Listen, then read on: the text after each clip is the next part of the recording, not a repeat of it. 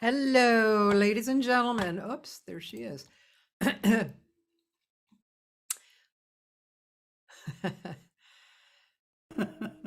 Hi, Steph. Steph. Could you? Okay, yep.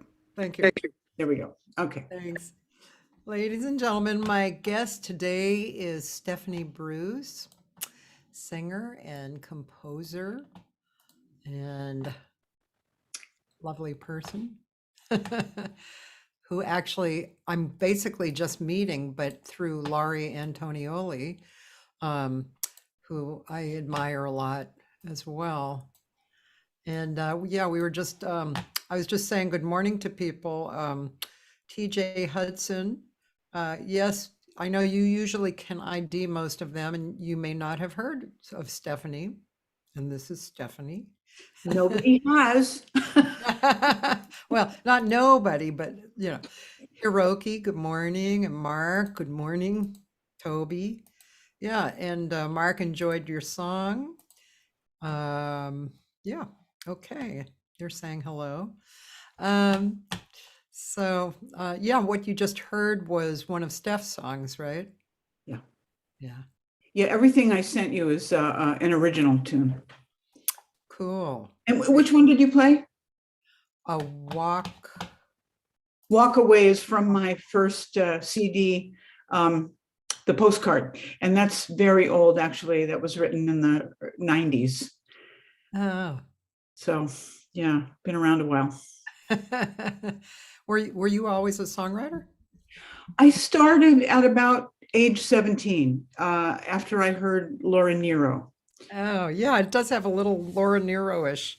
probably my strongest influence. Her and Joni, of course. Everybody who writes songs is just overwhelmed by the talent of both of these women. And it was wonderful to me, having been, kind of cut my teeth on the Beatles, to see women coming forward and writing songs and self-accompanied. And in the case of Laura, well, actually Joni too, but Laura definitely doing all her own arranging and, co-producing her stuff, which was, to me, is just marvelous, just that somebody would do the whole thing.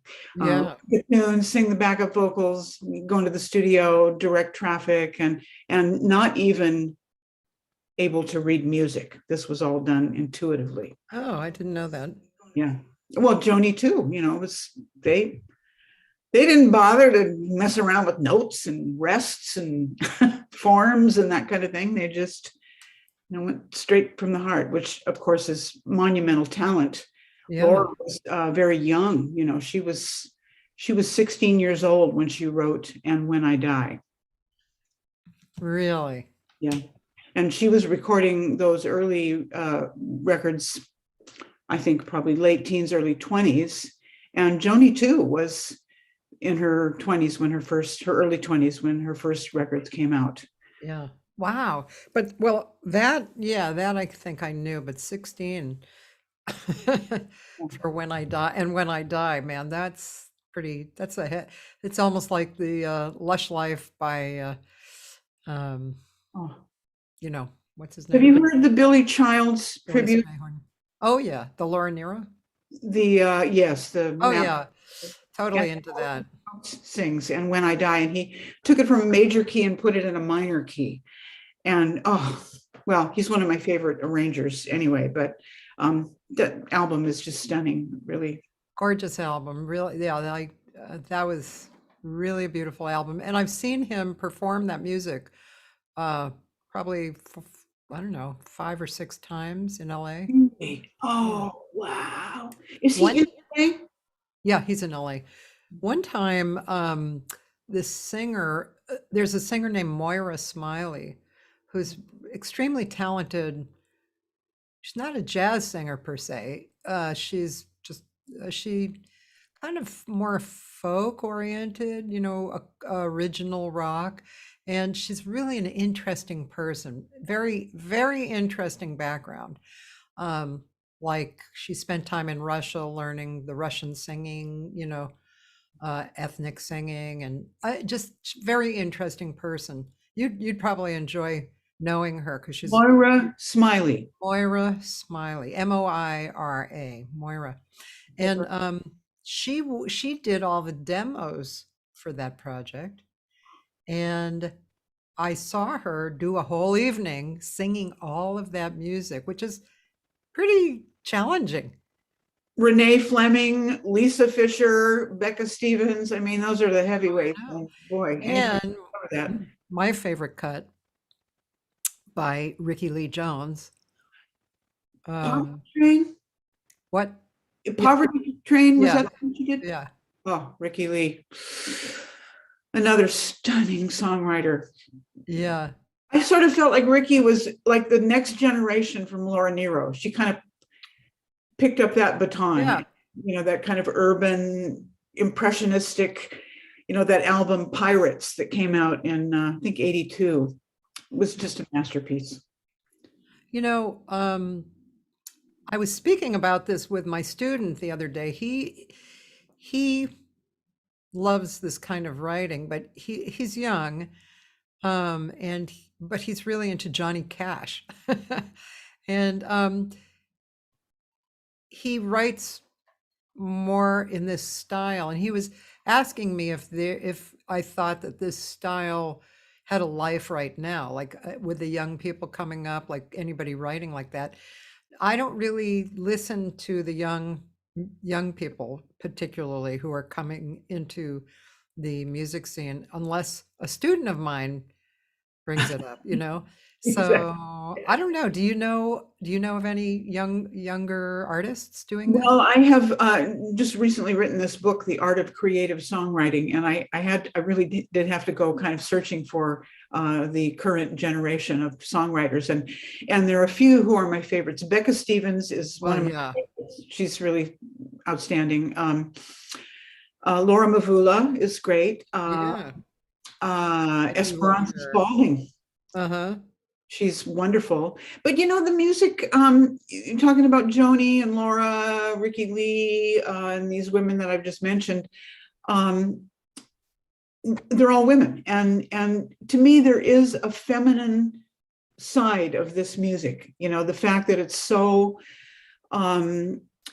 it's very poetic, obviously, but also very emotional. And from a woman's perspective, I think that's really a part of the identity of it. I love the music that Esperanza is writing now.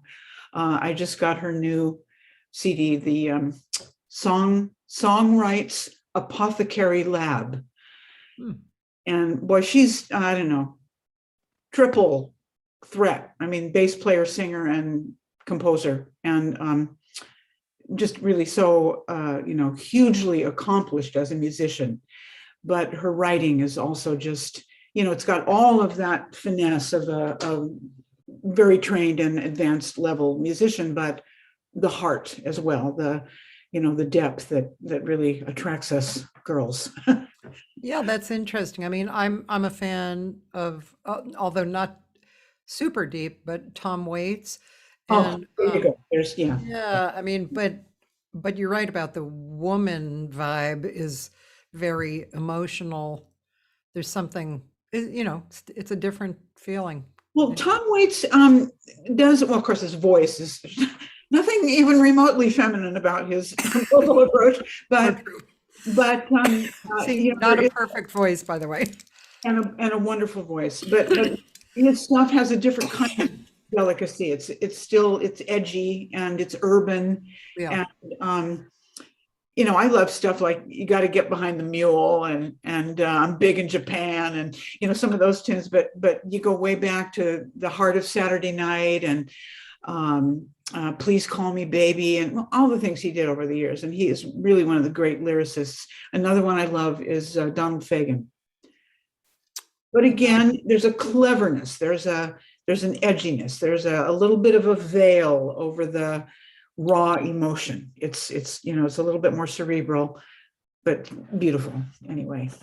Yeah, I mean, I probably would know more Dylan songs, but I've never been able to really listen to Dylan a lot because I hate his voice. Well, it's funny.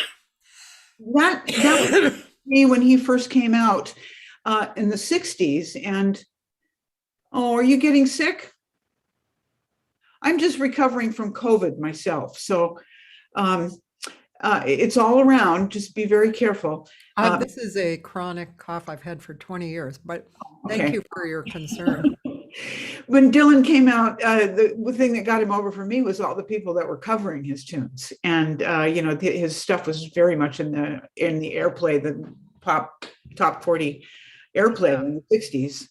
And it wasn't until years later, many years later, decades later, that I went back and listened to some of the stuff like, Subterranean Homesick Blues and really appreciated not necessarily his vocal sound, but his phrasing and his time feel. Just juicy, subtle in a way, but really juicy, really good. And then his voice kind of grows on you, the thing, but Yeah, I must admit I haven't listened for the subtleties. The song that everybody was oh gosh, maybe 10 years ago, Make You Feel My Love. It's Adele recorded it and Garth Brooks and many other people. And it's a favorite of mine. And I teach it to my students because it's a nice vehicle for a student. But I always say, don't listen to Bob Dylan's version. He's actually probably the worst representative of a really gorgeously written song. I mean, to me, the lyrics are just exquisite. It's just Yeah. a great, beautifully written tune. Let's see. TJ is saying Jasmia Horn. Is she a composer as well, like in the style? I've not heard anything original, but that doesn't say anything because I'm not listening to a whole lot of stuff. She's certainly an outstanding singer. Yeah. I want to listen to her latest record, that the orchestra or the band that she did. What is the title of your book? The Art of Creative Songwriting. And can I give a plug here? Yeah. I'm teaching a Zoom class through the California Jazz Conservatory that starts this coming Thursday. It's called The Art of Creative Songwriting. And it's aimed at students who are writing and are more or less fluent in theory and writing and reading and have maybe already done a little bit of work songwriting. And it's really kind of all about just expanding your concept, just opening up, learning how to break the rules, learning the rules and then how to break them. And it's 10 weeks, Thursdays at 4 p.m. And I have a couple of openings now still, and would love to get some people on board. And it's, if somebody's interested, should they go to the school or Go to the school and what's the school's name again? It's the California Jazz Conservatory, AKA the Jazz School. Yeah. And Lori Antonioli is the vocal director there. And she will direct students to me, and then I'll have just a little bit of an interview with them to see if I've tried to run the class a little bit with students who are not fluent in music language, and it's very hard. It's just because I want to kind of, jump into a little bit more advanced harmony and, rhythmic ideas and stuff like that. And people get left in the dust, and that's not so fun for them. But anybody who's, got that kind of language, and wants to expand their songwriting, we meet every week. It's an hour and a half, and people are bringing in their stuff. And I'm also giving them chapters of the book as we go along on the various topics. How do you write a song? What do you write about? And then we talk about lyrics, we talk about melody, harmony, rhythm, form, presentation, arranging, all of that through the weeks. And then people are bringing their stuff in to workshop. So pretty fun. Sounds good.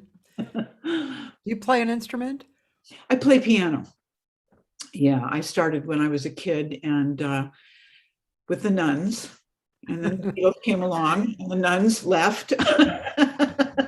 So, I played guitar for a while and I just couldn't keep it up. The calluses, you don't play guitar for a while and your hands hurt. That's so true. Yeah, and I'm not a great pianist, but I'm a reasonable accompanist and certainly it's a great writing tool for me. I can, play everything that I write. Yeah. And you mentioned, I think before we started, you mentioned that you had the kind of typical career for a singer, that included wedding bands and singing standards for a long time, and now piano bar. I did a lot of solo piano vocal, again with the big hair and the makeup and the ornamental female pianist hobby, and did a lot of traveling that way, which was nice. I did go to Europe and Japan, and I was small in Japan, not big in Japan, but and that is not, it's to me, it was like dreadful work. I actually hated doing it, but it's so good for your chops, to just be working in a hotel. You live in the hotel, you work 5 sets a night, 6 nights a week. And I was, in addition to that, practicing a couple of hours a day. So I had to learn all kinds of music, a lot of pop music and standards and just everything. And so it was really kind of an intensive self-study situation. Yeah, very. That left me hating bars and hating doing that kind of work. But it was good for me. Well, it was like going to school, but I mean, it was a very I didn't do. I never did kind go of to lonely school, really, because exactly. It's very, very lonely. And in those situations, because it is ornamental, it's not really like performing. It's you're kind of creating an atmosphere. And I had a very hard time smiling, and the chatter. I was terrible at that, and I think a lot of the time I probably had a very depressed countenance, just playing Whitney Houston's "Save Your Love for Me," while it wasn't fun, but it was good for me. It was a good, and I did that for several years. And plus, the thing about doing all these things, I say, never did go to music school, but I was in the wedding bands and doing this hotel work before I started doing jazz clubs. It's an education to work with musicians who are way better than you. And like the wedding band that I had in the 80s was called Between the Lines, and everybody in the band was a jazz musician. And I was really like the junior member musically. And I was just like, big ears, and don't do it for me. Tell me how to do it, show me how to do it. And I learned so much. yeah. Did you ever do that? Did you do the wedding? Oh, yeah, yeah. I mean, I always think, the students nowadays, no matter how old you are, I mean, the younger ones maybe a little bit more, but they don't have what we had growing up. What we had was working, 10 gigs in a week, right? And all, weddings, clubs, jazz gigs, we were always doing it, and we were learning on the gig. And wedding gigs, amazingly, there would always be like the first hour would be the dinner jazz set. Yep. And then you're kicking in with some top 40 and Motown, and it was fun. The variety was fun. I have to say, in the early years of the wedding band, it was a blast. And it was like all these jazz musicians dressing up as rock stars, in tuxedos, but just pretending, guitar solos and all that kind of stuff. It's like a fantasy thing, Yeah, it was fun. It really depended on the band. Yeah. I remember one band I had of the top jazz people, and we played Feelings, and I thought I had died and gone to heaven on Feelings, Yeah. which And I brought never them to liked. hell. Yeah. One Jobim tune and after the other, all strung together during the money dance. And some very funny, I still remember funny stories, like just what happened, I remember this one guy, he was a very strong leader. He was a fun leader to work for. He was a guitar player, and kind of a real radical guy. And so he always put together great bands. We had the greatest time. The audience always had a great time. And this one wedding, like the bride's father was literally lying down on the floor on that song that was in the Blues Brothers, that it goes way down and then it goes, shout. Yeah. And I mean, the bride's father was laying down on the floor. That's how good the music was. So this guy dances by and he says, he looks at the leader and he's going, too loud. So what does the guy do? He brings everybody down and he says, what is it? What? You're saying it's too loud? To embarrass the guy or something. And the guy wasn't embarrassed. He was actually probably impressed with himself. And then, of course, we forgot that. But, just funny stories that happen because it could.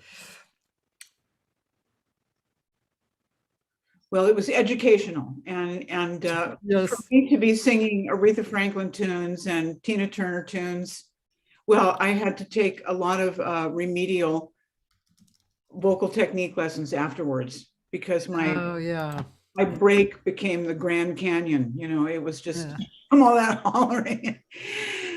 It was, to me, it was like I had an alter ego. It was so not me. Like, okay, this persona, this stage persona, dancing and the stilettos and all that kind. Well, yeah, I totally get you. One gig I did, I subbed for somebody, and I couldn't change the keys of the songs, and they were all the rock songs. I really screwed up my voice on that one. Mm. Yeah. Anyway, but I saw also that you sung with like Art Lande and Mark Isham. So Yes. that's those guys are pretty high level modern, more on the modern jazz site. Art Lande was one of the first people I met when I moved to the Bay Area from Seattle, because the guy that I met a couple of months after I moved there in '76 was Bill Douglas, Oh, bass player who was in Art's band, Rubisa Patrol. And so Art's been a lifelong friend, and we've done some recording together a long, long time ago. But a few years ago, we did a duo concert up in Oakland, and I haven't been in touch with him in the last couple of years, but he's an idol of mine musically. He really just is one of the, well, he's kind of like Bevan, he's a lot like Bevan. Here's a funny thing. I don't know if you have any belief in things like this, but my birthday is February 4th. Bevan's is, I think, maybe the 2nd or the 3rd, and Art's is the 5th ah, of February. And Bevan and Art are very similar in their just, massive stream of consciousness, fluency in the language of music, improvisation, composition. yeah. And they're both nuts. In the most delightful way, of course, but Art, Yeah. very fun to hang with, as well as being a master musician. Yeah, I know. I've heard about Art through Jay Clayton mostly. Yeah. And yeah, she's good friends with him too, I guess. Had worked with him Yeah. probably up in the Northwest. Um, Right, yeah, because they were up at Cornish School. yeah, exactly.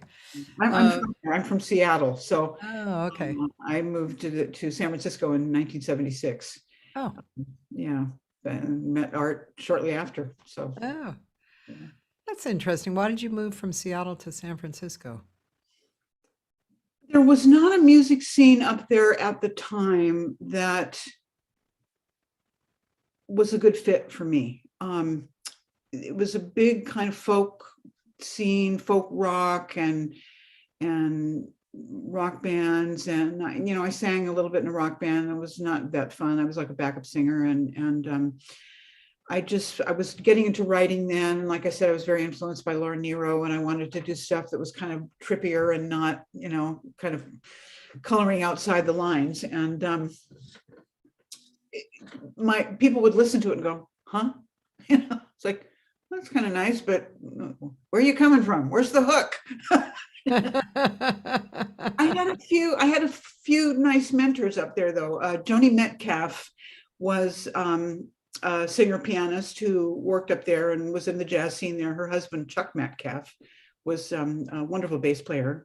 But she was very encouraging. There were a few people that just kind of heard me and heard what I was going for and said, you just stay with it, do what you're doing. And but then I came to the Bay Area. I was just ready to leave.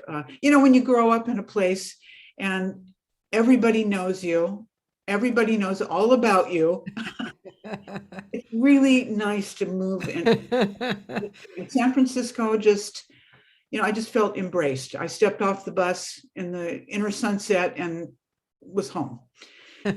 And literally within a couple of months met Bill Douglas, and was just brought right into this wonderful circle of incredible musicians, Mark Isham among them. And Mark was also very encouraging, and set up a couple of recording sessions for me with my original tunes, and went on to become an amazing composer for film. I know. I always loved his writing and playing. Yeah, I've known him a long time, and I interviewed him last year. Yeah, it was really fun, very fun to talk to him.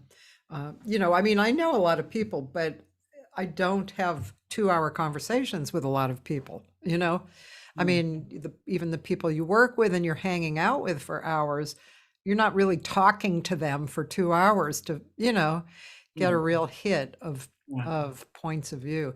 You and I probably just like missed each other by a touch of hands. Because when I was in Boston, I went to San Francisco in 1975, late 1975. And I knew Leela Thigpen and Jim Nichols.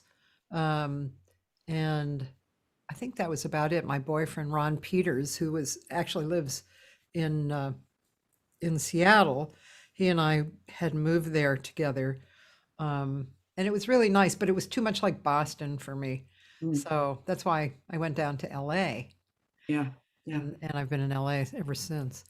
Cecily was in the Bay Area Oh, when we were both starting the wedding band thing at the same time. She was far more motivated than me, and she just really just got very busy and created a career for herself. But wonderful singer, songwriter. that's funny because Cess is no matter where I go with her. I mean, no matter where she bumps into someone she knows.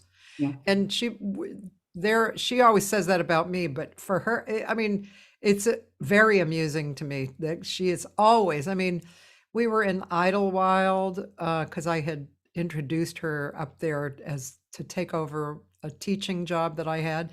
And yeah, we're like walking past one of the teachers and they know each other from years ago. She's a master of the schmooze, I have to say. Very good at just, getting out there and connecting with people and just, very. I haven't seen her for years and years, except on Facebook.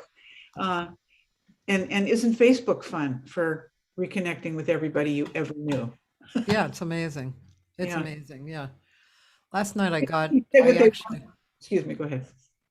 I was just going to say last night I kind of got into looking at Instagram, which I normally don't that much. And now I know why, because I think I bought 3 things. Because it's always like, oh, wow, that looks kind of interesting. So, but I'm not really an Instagram. I don't do Instagram so much, but yeah, but Facebook is really, I think it's a great tool. Well, people have their complaints and they're legitimate in the kind of, Mark Zuckerberg is one of our, one of the evil demons of social media. But I'm like, okay, say what you will. I love that I can talk to people that I went to first grade with. And everybody who's been in every band that I've ever been in, and and then all the new people, it's wonderful. And as a person I'm a fairly solitary person, I live alone, so it's really an avenue for just staying in contact. And I think your experience of it really depends on who you are and who your friends are. And most of mine many of course are musicians, but they're smart people and interesting people and caring people and aware and articulate. And I love being plugged into that. It's great. Yeah. Yeah, me too. I was talking about this friend of mine who had moved to Nashville and recently, and he said he really had a lot of emotional charge about what LA had become for him, which I just, I was considering, isn't that interesting? Because I don't have that. I don't have that feeling. I don't feel like I hate the people I'm involved with. I love my community. It's really great. And yeah, I mean, I like to visit other places, but I don't really want to move. I'm totally happy. I don't know LA at all. I've only actually been there once. Oh, many years ago for like 2 or 3 days. And so I just, and the impression I get is like, the Californians on SNL, that yeah. it's hysterically funny, that all the talk about the freeways, on the I something and is a crack up. But that's kind of the impression I have, is that you're like driving all the time. Well, LA is so big that there's a lot of different communities. Mm. And that's, again, like you and your community on Facebook, you Yeah. know, it's just what community do you want to attach yourself to, you know? You find that it's now I don't actually know how much you're plugged into the like the recording scene or advertising or being a studio musician. Are you connected with that much? I'm not, I was never a major studio musician. I did some work, I did a few commercials and various things like that.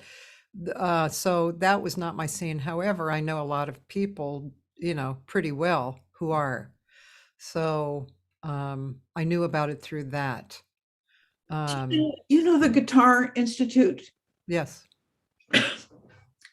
Here's my story about actually being introduced to jazz when I was in Seattle, and my boyfriend was Don Mock. Get out of here. At the time, we lived together for a couple of years. Wow. At the time, he and Howard Roberts were creating the Guitar Institute. Oh my gosh. And Don he Mock. literally turned me on to jazz. He turned me on to the music of Chick Corea. And taught me, to sing the Flora Purim tunes and taught me the first basic lessons about harmonic theory, jazz harmony.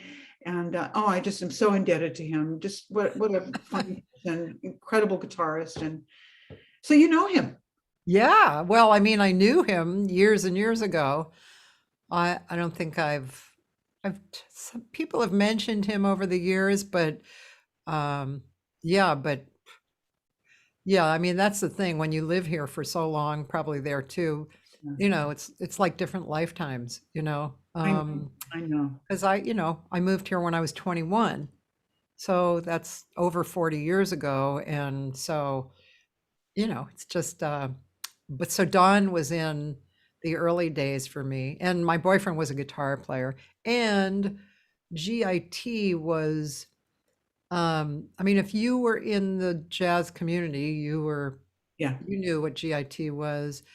And as it expanded, I taught there, for the vocal department and, on and on. I mean, then two of the students from GIT, or, then what became MIT,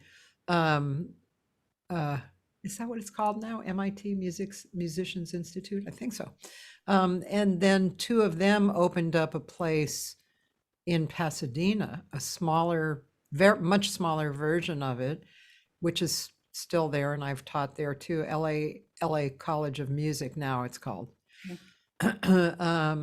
So yeah, and I mean, I was there when the Japanese guy took over, and I was teaching there then. That was quite the scene. And yeah, I mean, that was it was really brilliant. It was a brilliant creation. Yeah. I remember when they were doing it and putting together the curriculum, and Don is like, he's just like the mellowest guy ever. I mean, he's so kind and gentle and easygoing and everything, but he's a really disciplined and hard worker. Yeah. And I know they did a great job. I don't know if he's even playing anymore. I know he's involved in hydroplane racing in Seattle. Really? I don't think he actually Interesting. races hydroplanes himself, but I think he's involved in that scene. I try to track him down on Facebook sometimes, and all I ever see are these pictures of the hydroplanes. but I don't know, maybe he actualized his guitar thing, and so he's on. But God, what a brilliant player. Yeah, he was big back then.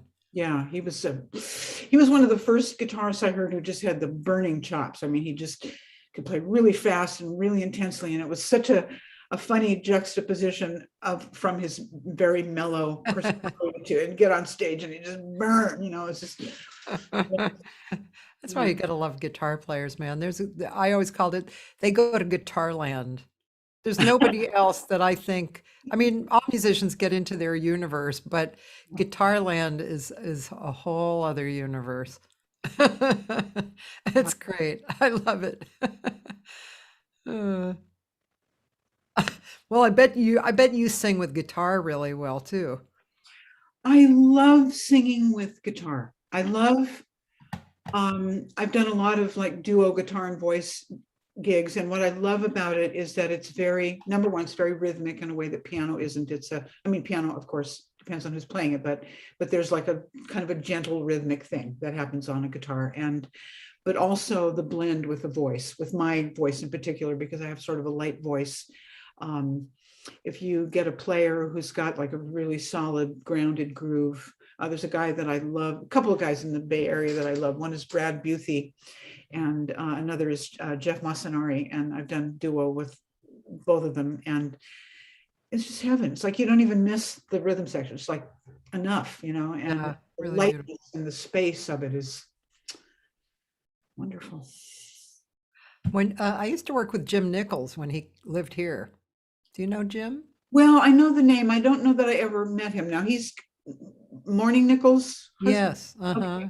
And He's I a just know brilliant guitar player. them both by name, but have never met either. Yeah, he's brilliant, and he plays bass as well. But he's a brilliant player. I haven't played with him for a long, long, long time, but he was incredible. Just a great player. I have my friend Dan put up on YouTube. Oh, I see.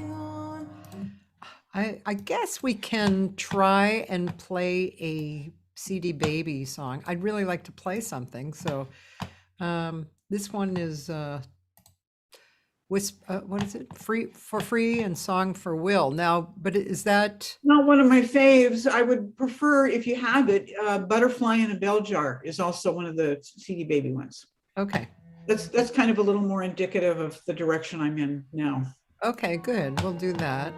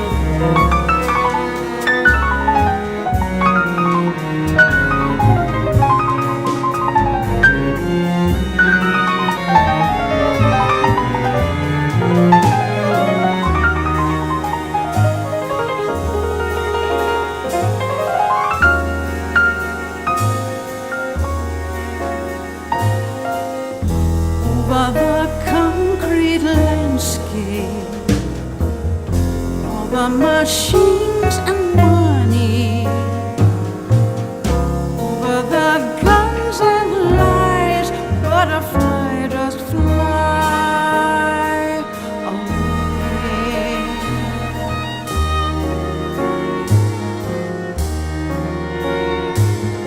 Dreams of a butterfly singing as she glides upon the air.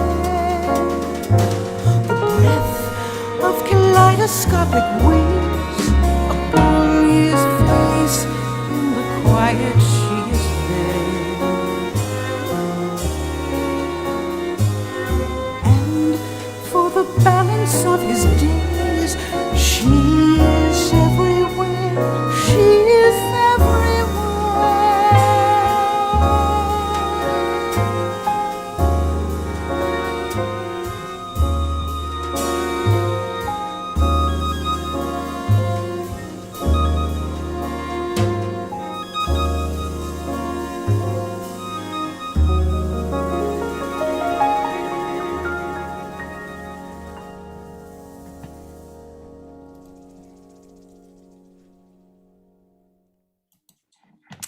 Very beautiful. Thank you. Yeah. I have to give a shout out here to Jonathan Alford, who wrote the string arrangement and is the pianist on the recording. In fact, on the entire recording, he's the pianist. And What is his name again? Jonathan Alford. He's another brilliant, amazing musician who doesn't have a huge profile in the music world, and he should, because he's incredible pianist and so creative. He has a group of his own now called Proteus.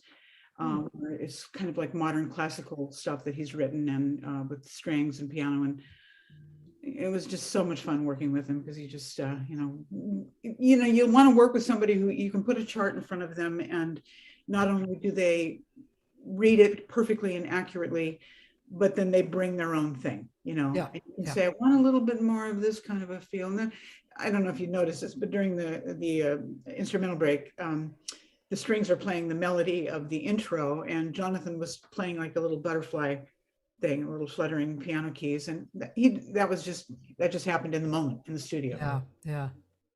So, yeah. How old a guy is he? Late 60s. Okay. Yeah. He's Yeah. been around for a while. We worked together for, 17 years or so. And we were actually writing a musical. We were writing songs in a play and everything. We got right into the finish line, and then he got involved in this project, the Proteus group. And Oh. bye. But an artist has to follow his heart's desire. I say, you got to go where the juice is. And we were a little kind of floundering with our ending, and but I got a lot of good songs out of it. So that anyways, it was a joy working with him, and he brought a lot to the. That's an interesting subject, actually, about how to decide what to work on, and if you are a creative artist that follows the muse, how do you decide? What do you decide? I mean, I guess you just said your point of view on it, didn't you? Well, and with Jonathan and I was the songwriter, and he's a composer, but this was his first attempt at like writing songs with lyrics and writing in song form. And it was not his strong point. I mean, he wrote beautiful, gorgeous, heartbreakingly beautiful things, but not tight. Songs. Yeah.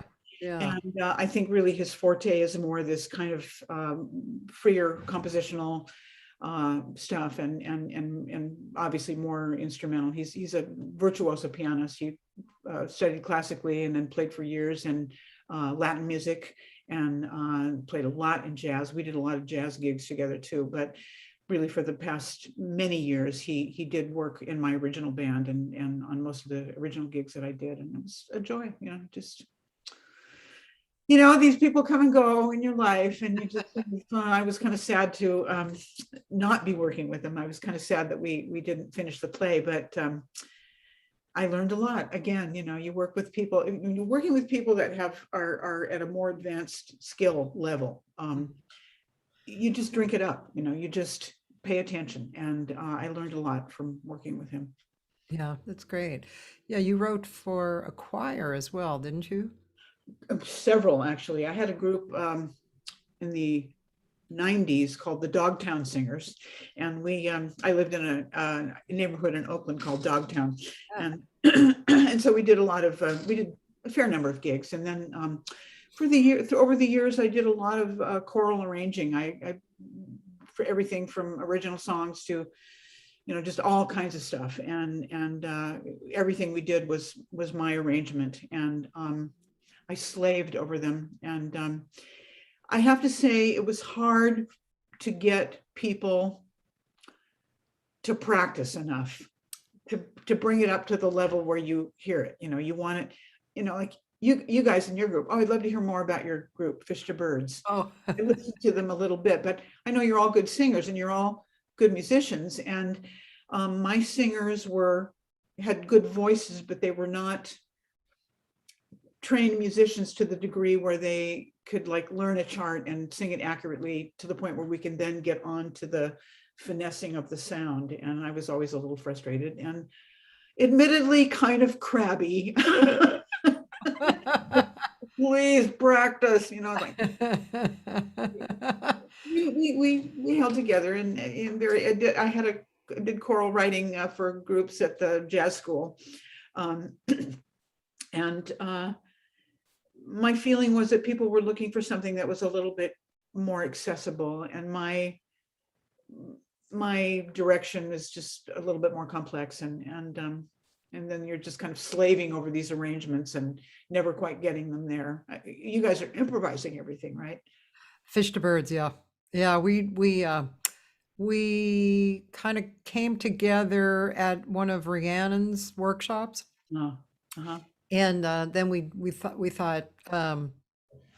why not continue on? Let's get together, and we did. And then it kind of whittled down into this core group, and then we came up with the name Fish to Birds from the Escher paintings. Oh, great! Yeah, of course. I wondered was, what that was about. Now, perfect sense. Okay. Isn't that cool? Yeah, I think Cecily was the instigator of that, but. Yeah, so that was kind of about 8 or 9 years ago. And we've changed a few people, but there's a basic core of Cecily and me and Ashley Marr and Emil Hassan Dyer. Then Adrian Duncan came in, and we had a woman, Diana Lynn Wallace, who's actually going to be on the show on Monday, but she was in the beginning, and then she left. Amon David is one of the guy singers. And we had Tracy Robertson, the youngest member of the band. He was kind of a sub at various times, and he kind of became a member for a while, but he moved in this last 2-year period.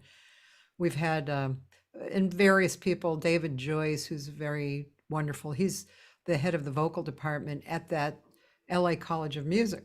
Okay. Yeah, he's a wonderful human, and he and his brothers and his father were all involved with studio singing in this town, deeply, and backup singing.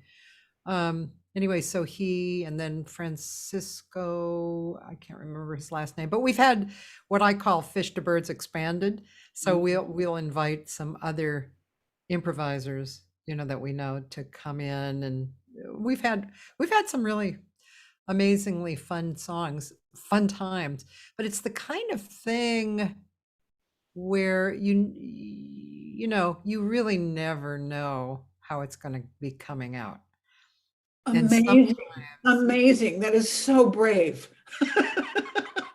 Yeah, that's an interesting thing about all of us. We have, I won't say cavalier point of views, but there's something in each one of us that says, yeah, sure. Well, you have to. Yeah. I am so controlling.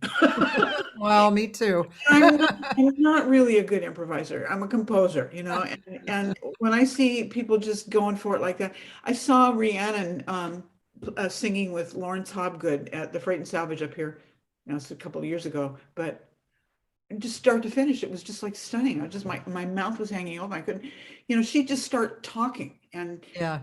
something would just, she just, this, like the words would be forming and spilling out and turning into a song, and he's right there with her, and then somewhere. And of course, her incredible voice. Her voice is just so multidimensional and gorgeous and fearless. She's absolutely Totally fearless. Yeah. Yeah. And it's, I know it's, from practice, you get better at it and better at it. Judy Nemac, do you know that name, Judy Nemac? I do. So I know her name, but not her work. yeah, she's actually she's what I would call kind of a controlled singer. However, she has this improvisational part of her that's unbelievable. And she studied with I can't quite remember, a very famous jazz saxophone player, educator. And she, I remember we were doing a vocal camp together. And she got up and she did this outrageous, long, like very hefty vocalese, with words and, complicated melodies. So I assumed it was a vocalese, like it had either been written or it was somebody's solo and had lyrics written. And I commented to her after.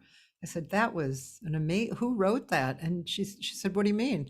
And I said, who wrote that? And she said, no, that was improvised. I was like, what? It was unbelievable. I would never, I can barely, now I can improvise, and there's a certain thing and way I can improvise, but like my girlfriend, for instance, she can sing the blues and improvise, like, tell the story, sing a line. I cannot do that. I feel like the little white Jewish girl from Boston, I cannot do that, but I can do other things, Well, in the group too, you're taking different roles. And oh yeah, it's really fun. I was at jazz camp, Cazadero Jazz Camp in the Bay Area the year that, this was like 1981. Bobby McFerrin was the vocal teacher that summer, and that was the first time I experienced circle singing, and it was just, whoa, you can do this. And then I would use the device in my classes sometimes, but to do what you guys do, to go out in a performance and just whatever. Incredible. Yeah, it can be really, really fun and beautiful. And then other times, and sometimes we've done gigs where, just as an example, I have thought, oh my God, this was so horrible and I was so miserable. And like two of the other people are so ecstatic. They think it's great.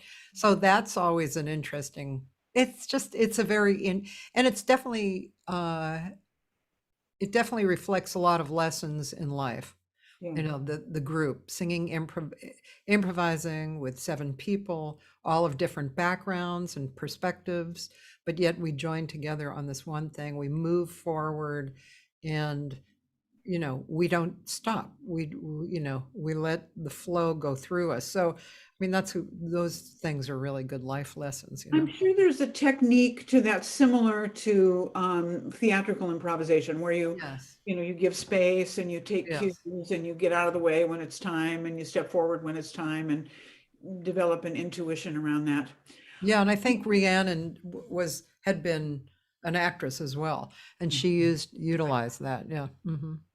I had total PTSD over scatting when I was in a band in Seattle, when I was just first, and like in my first jazz gig or something, and came to the end of the head of the tune, and somebody in the band said, "Okay, scat." It's like, what? Whiskey Tango Foxtrot? Are you kidding me? What does that mean? And I'm up there, just, and I thought, I will never do this again. And then I really tried to study it. I sang through the Omni book, and I know harmony pretty well, and learned a lot of jazz tunes, and still I have this thing about the spontaneity of it. I really like to know what I'm going to do. And if this, I can sit and solo over Autumn Leaves for days. by myself. Finally learned that, you know, when I'm in front of people, improvising is just not my thing. You know, Yeah, you're just not comfortable with that. Yeah. Yeah, I know. I understand on many different levels, and teaching people, especially, it's definitely a point of view. It's not, it's really, I don't think it's so, if you're a singer and you're already singing and you're pretty good, you can scat, and I always, like I've given scat workshops where I just call it beginning scat 101, and I guarantee that you will leave the house scatting. Mhm. And you know boil it down to very simple things, and being okay with that, and also having as as we were just saying, lessons in life can easily be applied to things like this, where communication, it's just a communication. Bo, ba-da-da, da-da, ba. I'm just communicating. I'm actually communicating. And the less I think about what I'm doing, like Yes. it Yeah. relates to what we were talking about before we came on, about singing, and the perfect singer or the unperfect singer who can tell the story. So this person who's telling the story, and it's not, I mean, I think this is a high level spiritual growth challenge. Yeah. I think it's a lesson of the highest order, that because it doesn't really, both of these people are going to go through it because they're human beings, but it's the fact of not analyzing while you're doing it, and actually there's a story to be told, and you're telling the story, and that, Always moving forward. yeah. I remember Paul McCandless in a workshop one time saying, when you are looking back at the mistake you just made, it's like running backwards. And it's a great image, because for me, if I start a song, especially in a recording, but also in performance, if I start a song and my first note isn't like on the money, like intonation, sound, intention, emotional content, then I'm just like derailed. It takes me a while to get back on track. So, I do a lot of practicing. I do know how to practice, but yeah, I have something to share with you. I don't know if you've considered this or not, of course, but first, I've been going through a lot of cool changes over the last 4 or 5 years, I'd guess, in my mind, and one thing that happened was I asked a very dear friend of mine, a great guitar player, Larry Kuntz, what he was studying lately. And he said, I'm studying what I need to, I'm practicing what I need to work on with joy. And that literally changed my life at that moment, because I started realizing I was also taking some vocal lessons in which my teacher was saying, don't analyze. And I was like, I'm not analyzing. I'm not analyzing. I don't analyze. And as I went on, I was like, oh shit, I'm analyzing. That's what it is. I'm analyzing. And that's why my singing has become difficult, because I'm analyzing as I'm singing. So when Larry said that too, that forward, I'm sorry, I can't talk right now, but come back in 5 minutes. I'm in the middle of a brilliant thought. So, but this practicing with joy, that has become a main practice technique for myself. I practice with joy. I refocus. If I refocus, or I focus on the joy, the expression, all of those things that we want to show up on the gig, and we want that first note to be. Yeah. Instead of focusing on perfection of the note. Voices of the instrumental musicians talking about how singers can't scat. I don't know. Did you sing much bebop? Well, let's see. When I was in college, I mean that I in college I was at Berkeley in Boston, and there was a lot of different music happening. You know, the modern music, the Chick Corea stuff, and the ECM music, and the Motown music, and the bebop, and Miles Davis, and so there was a period of time that I did learn bebop, but I was never a heavy bebop singer. You must know Suzanne Pittson. I do. Suzanne is just masterful in her Yes. I'm, hearing her solo on Confirmation or something. It's like, again, that, and I have a pretty good understanding of theory Yeah. and harmony and still, but I think I'm just I don't know. It escaped me to the point where I just went, I'm just going to be a songwriter. I have control of the melodies I make. But you may have liked that better too. I do. Yeah, I do. So I can understand that, I'm going to share another song. How about Elephants Walk to the Water? That's about as different as from Butterflies is. Hey, look who that is. That's Cecily. Elephants walk to the water. Yeah. All right.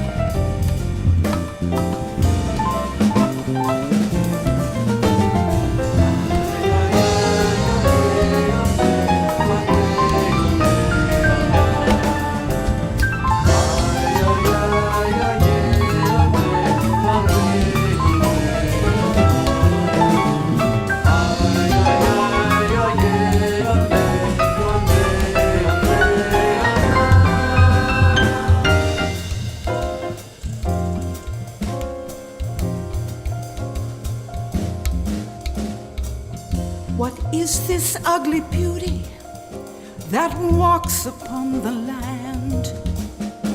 Surely the Creator smiled at the whimsy of his hand. The rumble and moan of elephant song, deep as the African dusk. The weathered hide, the ancient eye, the arc of the ivory tusk. Africa, mysteries whisper in the hot winds that blow upon the African savannah. Far away, far, far away, and beyond the horizon, dawn is breaking. Silhouettes all in a line. Elephants walk to the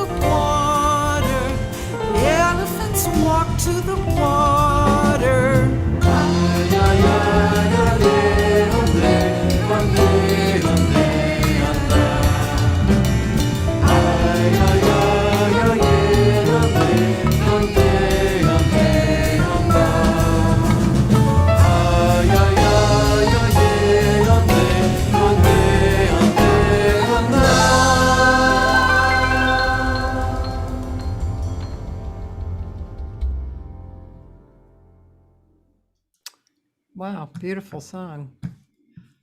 Thank you. Jonathan Alford again on the piano. I love his I love his solo on that. It's one. He's also singing in the chorus. Oh, okay. And the drummer is amazing, Kurt Moore. He's fantastic drummer, and I love the way he just cooked throughout. Yeah. And did you say Jonathan is doing the arrangements? No, I do the arranging. I do yeah, I do pretty much all of it. And then the beauty of bringing jazz musicians in on it is they then They add put to their it, yeah. stuff on it too. Yeah. It's like the alchemy, you know, the sum being the whole being greater than the sum of its parts. That's how that goes. Yeah, yeah, yeah. How do you write? Do you find yourself writing in different ways? Do you start with the melody? Do you start with the lyrics? Most often with a lyrical idea. There's like a core idea, and one of the things that I teach in my class is you know, number one, it's got to be true. You know, it's got to come from genuine feeling, and that is I never write product. I never write, I need to write this kind of a song for this kind of, Yeah. what do I feel and what do I care about, and that's what I write about. But I would say mostly lyric driven, but then it becomes this sort of interaction, like the song that I just finished this morning at 3 a.m. I had an idea for it, and then I played at the piano a little bit, and then I wrote some stuff out, and then more words came. And then one of the things that one of the directions that I give in the class, okay, true is one of them. Don't make stuff up, you know. You can you can frame it however you want, and it can be poetic and clever, but you got to mean it, you know. It's got to be true. And the other thing is it's about one thing, and it's like however many tendrils it takes to convey the idea, it's based on one idea. And you know, if you have more ideas, just make more songs. So Yeah. I love words. I'm very, very just enamored of lyrics, and I craft them very diligently and carefully. And I mean, every article, every comma, you know, I never use like the same word twice in a song. I want imagery that conveys what I mean, but isn't a cliche. I really avoid that, you know, the sea was as smooth as glass. No, not me. I got to make up my own thing. And I find that I do have a head full of words, you know, I just, you know, they tumble out. And I do a lot of editing. I do a lot of rewriting. If the words need to flow, I feel like words are music, so that if you read the text without the music, that it still sounds like music, that the words, the way they flow together, you know, the consonant that ends one word, how does it flow into the consonant that begins the next word? And I feel like there's always another word. If there's a word that doesn't work, there's always another word that says what you want to say. And, you know, so I'm just like really scrupulous about writing exactly what I want. And I tell my students this too, that you have to really love what you're writing. You have to like really fall in love with it. And to me, I'll work on something until I love every note, every chord, every word, every aspect of form. And, you know, to me, the telling, I guess, sign that I've gotten there is that when I finish it, that I cry. It's like, oh, you know, this energy that's moving through, and I just happen to be the vessel, you know, and I was able to harness it and craft it and shape it. And then when it's there in front of me and I play it, and it's like, oh, thank you. So it's very close to my heart. And this is how I teach it too. It's like, you know, don't try to impress me with what you can do. It's like there's enough people out there faking it. And I'm so turned off by most pop music, and I'm not going to mention any names, but there are like really big stars that are songwriters, and I listen to their stuff, and it's like the same chords, the same song form. There's a songwriting teacher whose name I will not mention, but we basically went head to head in an email argument talking about, you know, his concept is that writing from an artistic point of view is like artistic self-flagellation. I knew you were going to say that. Yeah. that your job as a songwriter is to appeal to the audience and to provide them what they want. And so basically you look around, see what's popular and copy it. And I'm the absolute opposite end of the spectrum there. And to me, if it's not true for me, why bother? Unless you're going to really pay me a lot of money. And I can crank out, product tunes very easily and have done, but nobody's paying me to do it. So I'd rather treat it as my art. It's like, for all the years of music, all the music that I've sung, the many, many styles, the music that I've listened to and the music that I love, it's like all in there somewhere. And I can draw upon it and then, choose what I want and say what I want to say. Yeah. So that's my story and I'm sticking to it. Who we didn't mention, who's a really good writer too, is Lorraine Feather.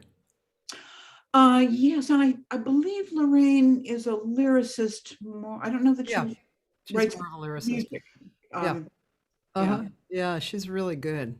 I do really like her lyrics. Yeah, they're very story oriented, and Luciana Souza. Luciana Souza. Yeah, are you familiar with her stuff? I'm just trying to think. I guess I've heard her originals. She does covers of things too that are beautiful. Yeah, I mean, I know her singing very well, and she was on this show. And I was just trying to think of the times I've seen her. I mean, I think a lot of the singers like that, myself included, Kate McGarry, and yes. we all have written, although I may have I don't know. I don't think Kate's written all that many songs, but I've written 60 or 70, and then Luciana, I'm sure, has written a lot. I feel like, if Peter Eldridge writes a lot. Lelis writes nice things. Lelis, right? And I mean, there's in that kind of tribe, there's people who write. Jay Clayton writes free music. Kate did a song. I only heard it once, and I think it was something like 10 Little Indians might have been the name of it. Oh, about her sisters and brothers. Yeah. And it just floored me. It was that's an amazing so true. It was just like, again, this idea of nothing fake here, no smoke and mirrors. This is just like the real deal, but then also beautiful craft, beautiful changes and melody, and it's so impressive. And impressive is not the right word. I feel like if it's good, it's like sort of a gift to your soul. It's like, thank you for writing that song for me. For making my day better by writing that song. And it's. Yeah, I have, I've written a bunch of songs, and some, I like them for various reasons, but there's a few songs, like you say, for me, it's like every time I sing them, I feel like crying, and the audience feels like crying, apparently. And I know I've tapped into the total muse on those. Yes. So yeah, there was this little period of time that I was writing about my sisters. I had twin sisters who both passed away, who were singers. We all grew up singing together. So these songs came to me within a week. And there was this one song, and it's funny because when I perform it, I have this one friend, Aviva, who's a very, very sensitive person. And I've done it, I think, twice. When I'm singing, in my mind, I go, I can look at Aviva and sing it while I'm singing this. And it's like, no, you can't. No, because you're going to fall apart while you're singing this song, I'd love to hear some of your stuff. Are they recorded? Yeah, they are. I'll send you some. Oh, please do. I would love to hear them. Yeah. So I have a thread going on here that, first of all, Jody DeMarco said that song was really beautiful, the Elephant Song, and it reminded her of Footprints. And my friend Dan Davila he found your postcard on Amazon. Apparently Roland said he couldn't find your music on iTunes. So where do you sell your CDs from? Do you know? No, I don't know. No, you, Cathy, this is the story of my career. It's like I'm into music, it's like the business part, huh? I actually I don't know where it's available, I really don't. And I have a few boxes left of a couple of CDs, actual CDs, and Whispers from the World Next Door, which was what the Elephants is, that's available. I mean, you can listen to the whole thing on YouTube. As far as purchasing it, I only printed 100 copies, and I have probably 40 of them left. And I actually have a new album in the pipeline. I have a bunch of tunes, and I really am dying to record them. And I don't know that I'll even print them. I may just put them up, make them available digitally, and let people get them. And I should get them out there. I mean, I don't have that many years left, so it's like you're always kind of looking ahead. Well, someday people will hear this and they'll want my stuff. And I'm so satisfied by writing the music, and I love performing it. I put together great bands, and it's a joy to do concerts. I don't do clubs anymore. I only do concerts, and they're few and far between. That's very satisfying, and very often the only people in the audience are musicians and singers, because nobody's heard of me, and I'm not doing anything they've ever heard before. So so that's my pitiful. That's all right. There are people out there like you who, it's just not in their wheelhouse to do that stuff, And I will say, though, if you do put out your next project, something that works for everybody is Bandcamp. And that's really good because people can go, they can either listen or buy it for $2 or $10 or $20. So it's not like this super big business kind of thing, You don't, once, I mean, it takes a minute to put your each song up there, that kind of technology. It's just really about time. It's not so hard. And, but it's kind of a cool platform, like CD Baby was good, but now it's not because it doesn't sell to the public anymore, the general public. So, okay, now what, Okay, so, I'm gonna check that out. Bandcamp. yeah. Okay. Yeah. Oh yeah. The whole business side of it and promo and all of that. I'm basically an extremely introverted, and you would never know it because of I'm also a kind of a blabbermouth, but I'm actually a fairly shy person, and even performing, it's like it's an ordeal for me. And I have this experience when especially performing my original songs, and I'm just all in, it's just like my whole heart is there, it's like standing there naked in front of people, really. And it takes me like a week to recover from a concert performance because I feel so exposed. I feel like Yeah. So anyway, it's a very internal process for me. I love teaching songwriting. I love it. And my workshops, my classes, singers, songwriters go away from the class saying, I've written the best tunes that I've ever written with you, and Nice. I feel like I do have a knack for nudging people in the right direction and kind of calling them on their crap. It's like, no, I'm not believing that, and or if something's meandering or is the form is not together or there's not a balance.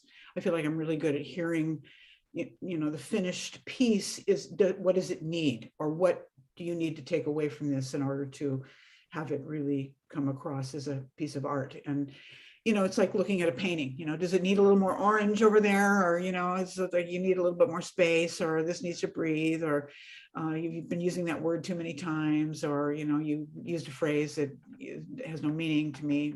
What do you really mean here? And it's wonderful to hear what they do. And then the feedback of, I'm writing the best stuff that I've written, So take my workshop, take my class. That's cool. Starting I this think at least Thursday. one person will. I was just, as you were saying, I was looking at, I haven't really taken very many songwriting classes. A friend of mine, Mark Winkler, is a lyricist and he teaches, and he's really good. And some of what you've said, he says, doesn't want to really hear the same word over and over. We're talking about, major words,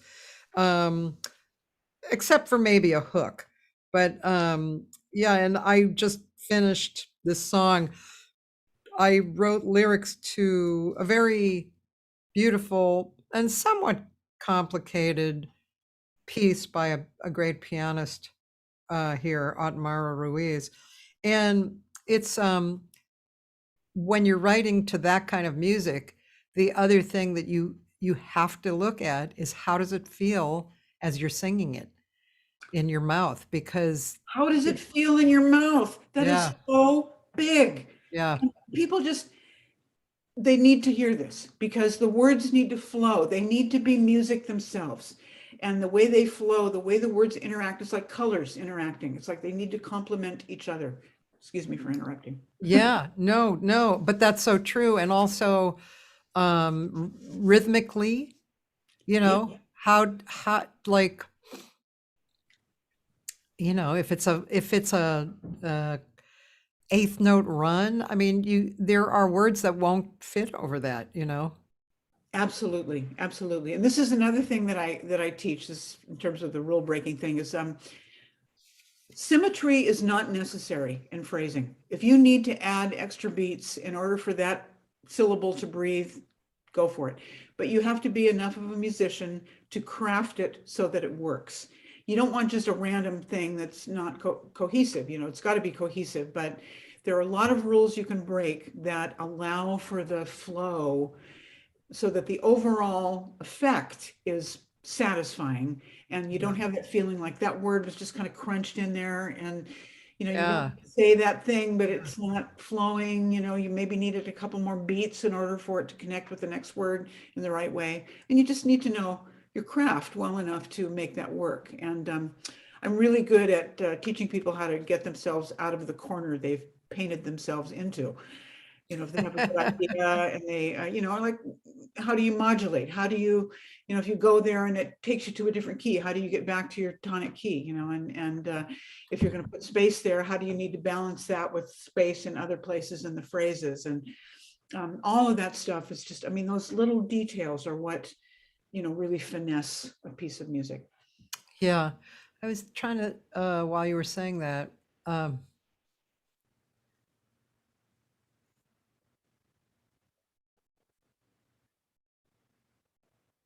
that's not it.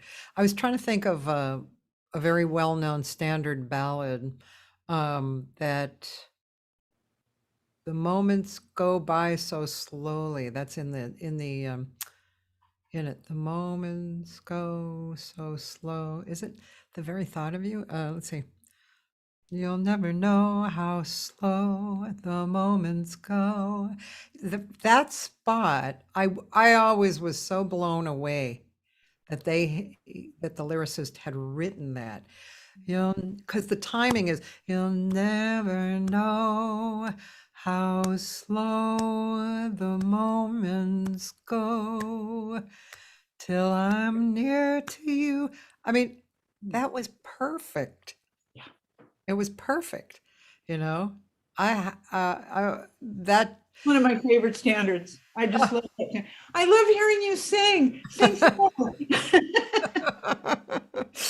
well, that's why I really do. There are some standards that I love. People, always used to say, "Oh, what's your favorite standard?" I was like, I have no idea.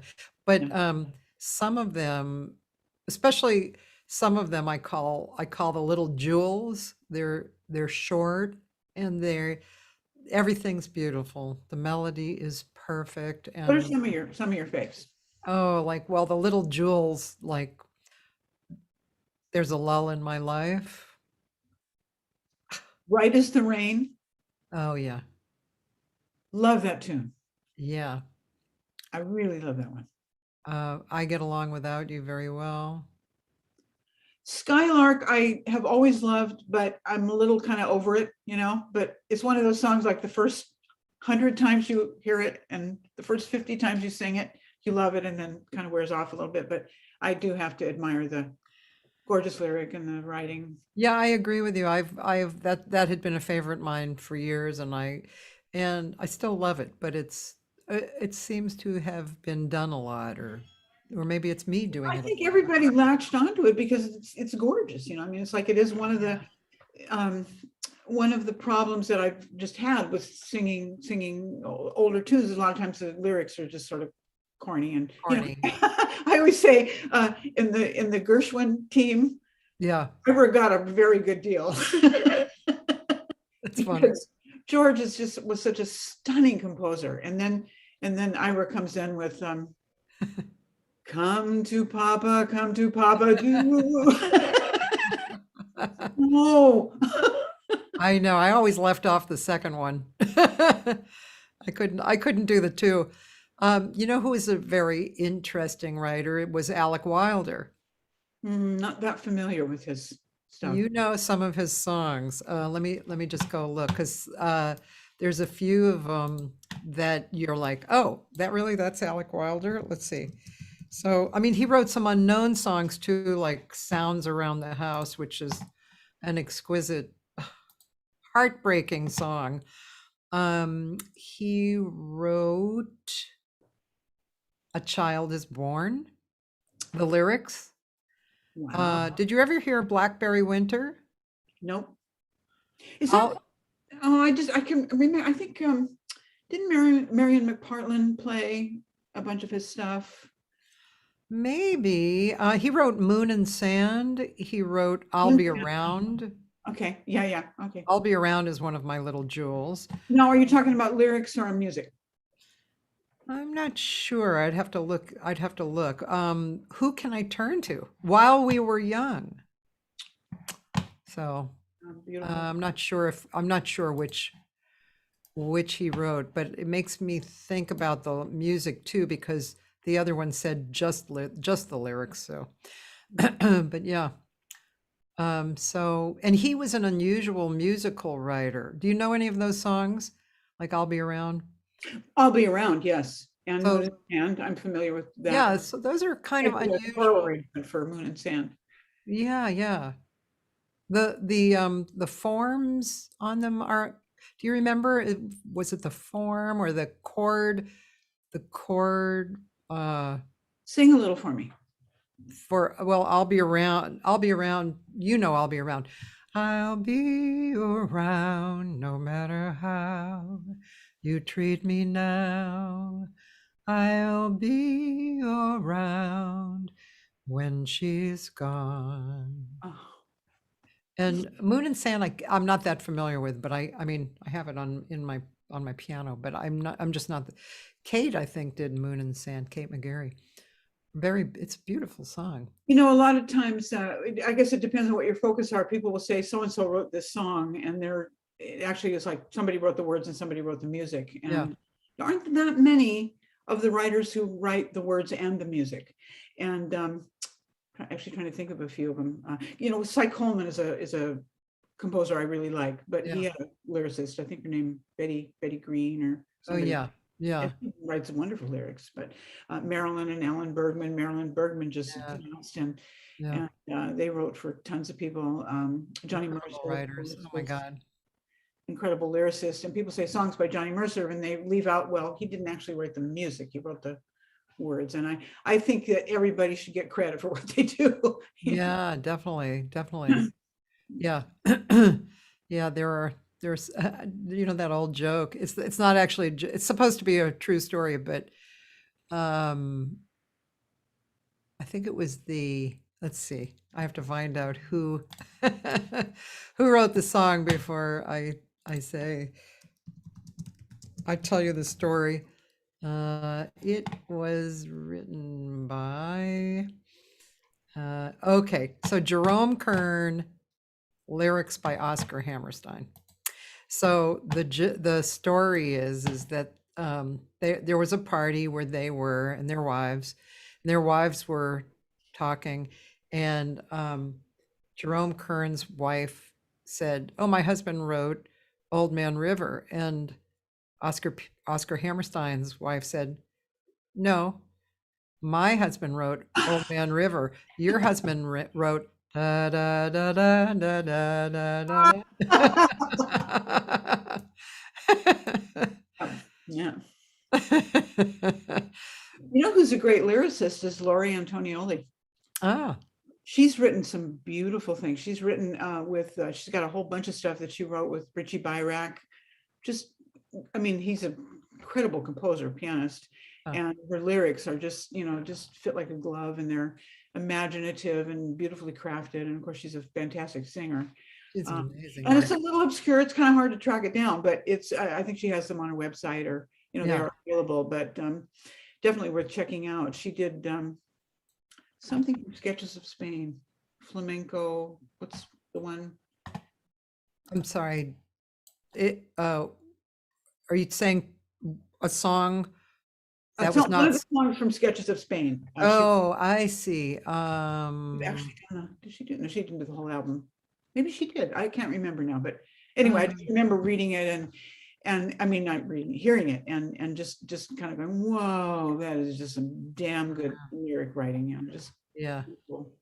imagine craft. I was just wondering, lyric and sheet music, Sketches of Spain.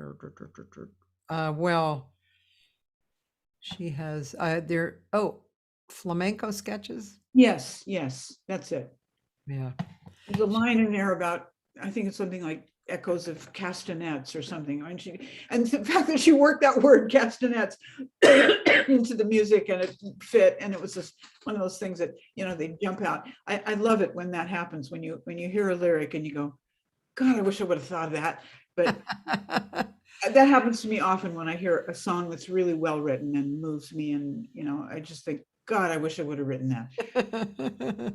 But I have a few songwriting friends who write beautiful things. A woman named Elaine Lucia, who lives up in Sebastopol, and she's done a lot of jazz, but her current stuff, her original songs, are a little more on the folk side. She plays beautiful guitar, but just incredible melodies and lovely, just lovely sentiments. And she plays guitar and sings, and she has a voice. It's just heavenly. And I love, hearing her stuff, even though it's not, hardcore jazz by any stretch, but then mine isn't really either. So not that jazz is the one, it's like jazz is not the apex of everything. It isn't? It does incorporate a lot of really good stuff. And I think what I love is that it's a little bit, the concept has moved so far beyond the, kind of classic jazz. It's a bigger thing now. And Yeah, it certainly is. you hear a group like Snarky Puppy or something, and you're going, wow. Yeah. There's a lot of influences, lots and lots going on. I think it's interesting now that there's a lot of people pulling from the 70s music, the 60s, 70s, 80s music.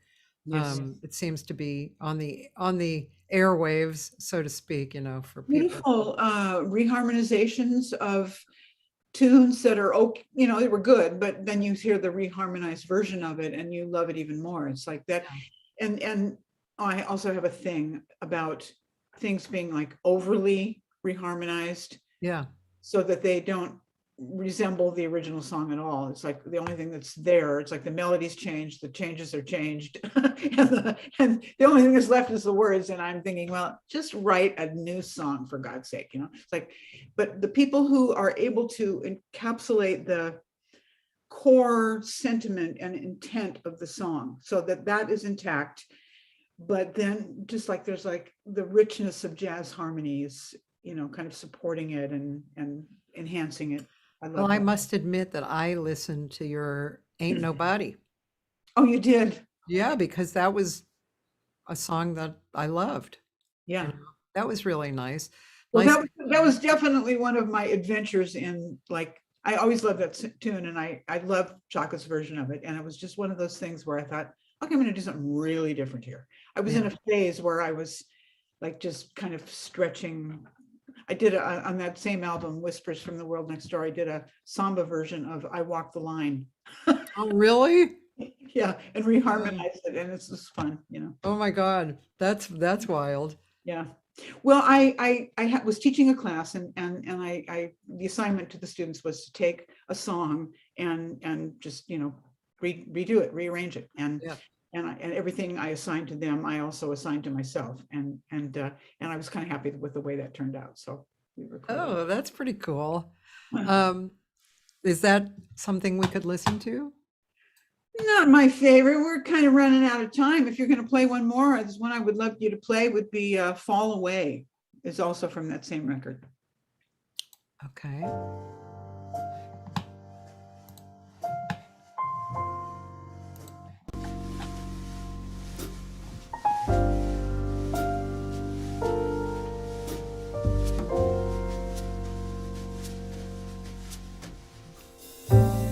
The racket is endless in my mind. I'm happy to make it through the day. And someday all my fears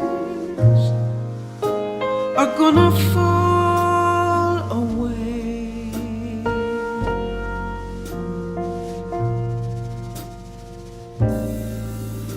You've got to find your people. Lucky for me, you came my way. And when I'm in your arms, it's like I fall away.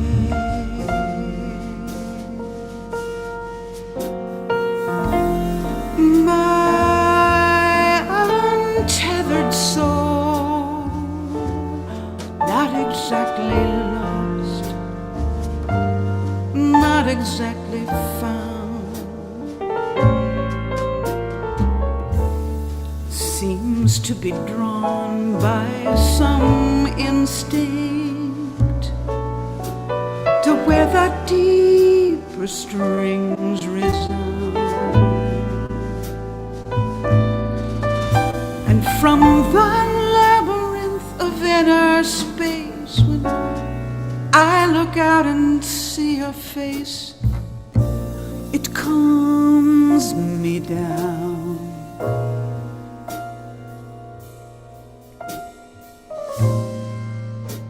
And when it's time for leaving, want you to know I'll be okay.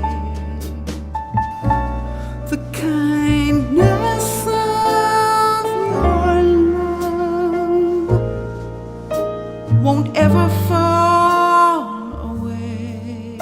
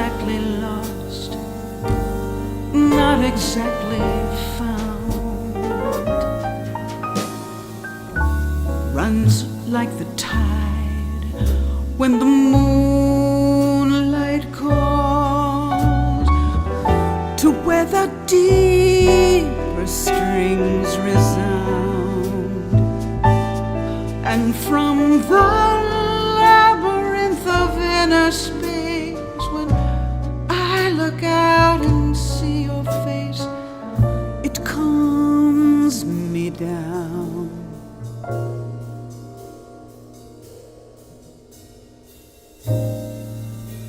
And when it's time for leaving,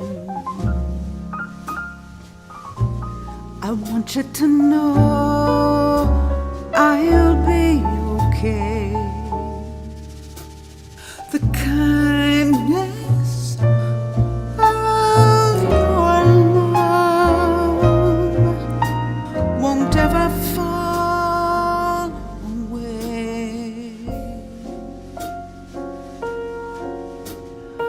Fall away. Fall away.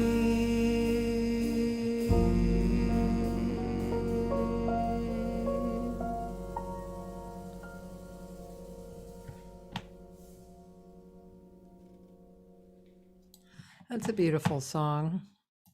Thank you.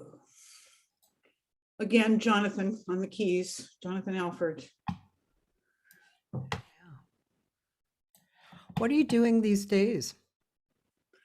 Well, teaching mostly. I haven't done a gig in a couple of years. The last thing I did was in the summer of 19, and lockdown. I do a lot of teaching and Zoom teaching. Every now and then we get a little window, and we can have people actually into the studio, and then they have to leave again. And getting ready for this new semester, starting at the Jazz School, the Art of Creative Songwriting, Thursday the 13th, 4 p.m., California Jazz Conservatory. I wrote this book, The Art of Creative Songwriting, and I'm still rewriting it. Most of it's written, but I'm just kind of tweaking it. And I keep having these ideas. Oh, I've got to put that in, write it down on a napkin or something, and then go back. And it was a huge project. And there's a lot of musical stuff in it, a lot of theory and examples, and really tried to just kind of empty my head into the book about everything I think and feel about songwriting. And I think it's, it works pretty well. People tell me that it's given them some, good stuff to think about and work with. Working on I want to get these songs.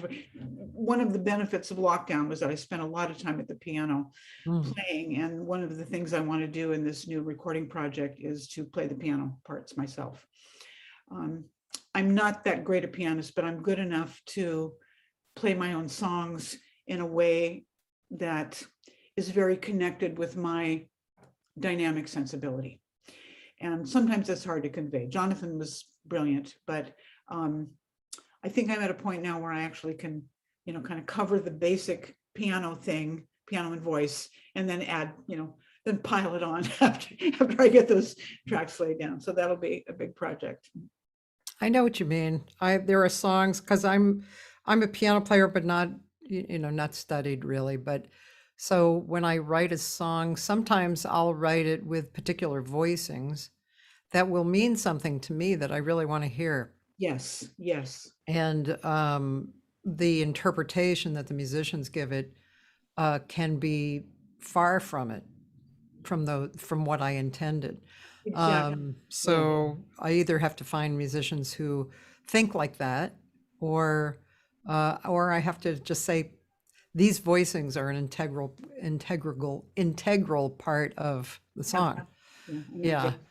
That's exactly what I'm saying too. It's like, when you write the tune, there's a sonority to, where you are on the piano, the register you're in, and the voicing of the chord and how it goes with your voice. And of course in the studio or in rehearsal, you can if you're working with somebody who is amenable to that, you can dictate. But I just want to try it. I have never done it, and I've got about a dozen tunes, and I want to do that part of it. And I figure if I can lay down the piano and the voice, then I can add to it. afterwards. I like that approach. Yeah. I like it a lot. And nowadays everybody's doing it. You just send your files over to somebody, they throw their part on the top and send the file on to somebody else. And, well, yeah. Is your technology such that that seems easy for you?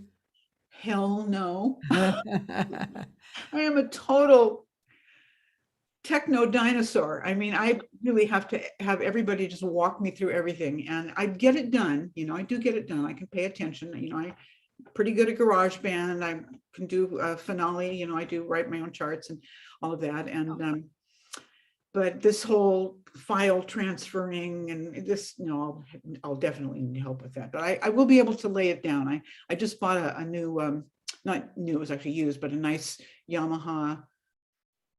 I can't remember the name of the model of it, but anyway, it's got a electric keyboard. It's got a sampled Steinway in it, and so it's really great for MIDI recording. And I'll just use that. It's got really nice action too. I have a grand piano that I play, but it's not, it's not a Rolls Royce at all. It's like just somebody gave it to me and I fell in love with it. It's got sort of an old seasoned sound and the action's a little meh, but it's fun to play. But Yeah. the keyboard I have is just a little more precise and predictable and something I can work with, Do you have a policy on how often you write? No, I haven't written anything for a couple of years. And then this song came through, started on New Year's Day and finished it in the middle of the night last night. And, it's just like the urge comes, it's like, I got to say something. And so I do. So you don't force yourself to write every day or anything like that? I did. There was a very short time I was studying with a teacher named Elaine Matthew, who's just a brilliant composer. And he had me in the practice of writing something every day. And it was nice, it's nice to get fluent in that. But, I do so much other kinds of music. I mean, I am always like writing charts and transposing things. And, after you learn hundreds of songs, you have a vocabulary and it's there at the ready when an idea comes through. I can mine the stuff that I've acquired over the years. Yeah. Yeah. Well, we're coming close to the end within the 5 minutes. And it's been really fun to talk to you. And yeah, and much more speaking about the writing than singing, which is really interesting. And yeah, and so we know that you're teaching writing. We know that you wrote a book. We know that your last record was the one we've been listening to, and that you're working on. There's a new one in your pipeline, and that's cool. And yeah, and I'm assuming you're also available for if people want a private lesson on Zoom too. Absolutely, yes. I finally did manage to get enough of a handle on Zoom that I can teach privately on Zoom, and it's fun. Actually, it's nice. It's kind of nice to not have to leave the house, or to have people in. It's like you have to clean up my house. Are you teaching singing and writing on? I do teach singing. I would say that most of my vocal students are not real advanced. I do teach kind of beginning technique. And when people can already sing pretty well, then I'm really good at working with, arranging and repertoire and dynamics and just kind of tweaking this and that. I think the fact that I had to do so much remedial study on my own voice gives me a bit of a handle on helping other people to get through certain things like, breath support and relaxing your larynx and, those necessary items. Those necessary items, yes. Okay, well, okay, so now we know, and I don't have it up exactly. What is your website? Is it just Stephanie Bruce? It's StephanieBruceMusic.com, but it's very, very old. And there's like some fundamental stuff up there. That's the other project that's, up for me, is making a new website. and I want to put some music up and definitely refer to my songwriting class as being a feature. Yeah. Start doing some salons. In addition to the class that I'm teaching at the jazz school, I want to just have some ongoing songwriting salons so people can, who are already writing can bring their stuff in and share it. So Yeah, that's cool. yeah. I Yeah. hope, well, please do send me some of your stuff. I would love to listen to more. Okay. Love your voice and would love to hear you Yeah. writing. We Thanks. didn't run out of things to say, did we? No. Well, there's a lot of name dropping too, which I love, that we know so many of the same people. Yeah, well, it's cool that we know the same people. So, and that's what it's like. We're basically in a Tribe or maybe overlapping tribes. Definitely, definitely. Let's see. I'm going to just tell people about what's coming up this week. So if you want to stay, you can, but if you don't, I you think I'll can check out, and I want to thank you very much, Cathy, for having me. It's really been fun. welcome. Thank you, Steph. Okay. All right. We'll be in touch. Really appreciate you. Thank you so much. Bye-bye. Bye. My guest, Stephanie Bruce from San Francisco, mostly a writer, as she said, which is real interesting. So tomorrow, I'm having a composer, singer from LA. Whoops, hold on. 3, 2. Okay.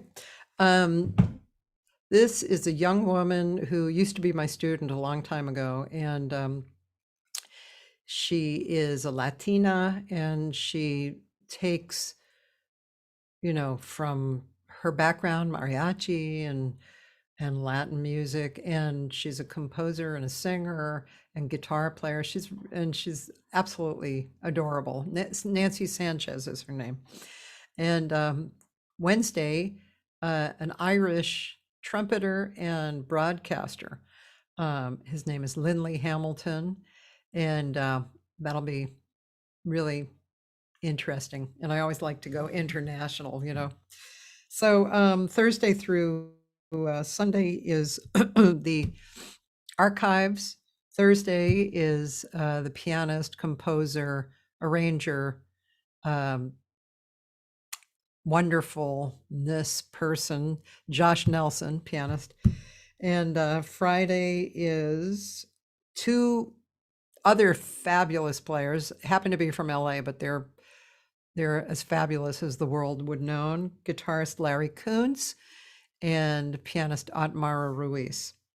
And then Saturday, the lyricist who we slightly mentioned, Mark Winkler, singer and lyricist and producer. And then Sunday, one of the most renowned educators and arrangers in the world for vocal music, Michelle Weir. And she's a business person too. She has her business chops are really good. So that's Sunday. Then next week, just in case you want to know who the live people are, is Ted Howe, pianist, composer, very interesting career. He's an older guy. That's Monday. And Tuesday, one of the most renowned drummers that I know, Joel Taylor. He has a really pretty amazing career. And then Wednesday, a real love vocalist, educator, Nicholas Beard from San Francisco. So keep on going, keep on. If you want to know who else is on, I keep my website pretty up to date with who's coming. And yeah, I'm really glad you're here. And I might mention that I have a few fun things coming, and I don't have them around. One is that I've always thought I'd love a little merch for this show. So I'm starting off with these little stickers. They're about 3 by 2, and they have the logo and they have little sayings. For instance, I can tell you what the sayings are. Let me just go look. Oh, here, I can look here. The sayings are, let the heart have its way, launch rockets of desire, art is the tie that unites the planet, and 1, 2, 3, 4, there's one more. All it takes is one human. Right, I know what the fifth one is. Probably my favorite. You are going in the right direction. So anyway, if you want to, be supportive, I'm getting it together on how to sell those, but that's going to be happening. And also, within a few weeks here, probably 2 weeks, I'm guessing, I'll be coming out with a book. It's a very small book, the kind of book that you can put in your bag and whip it out and read it a little bit, and it's a philosophy book. And it involves music because that's who I am. It's called The Act of Becoming. And so you'll hear more about that soon. So everybody have a great day and a great evening, and I'll see you tomorrow, I hope.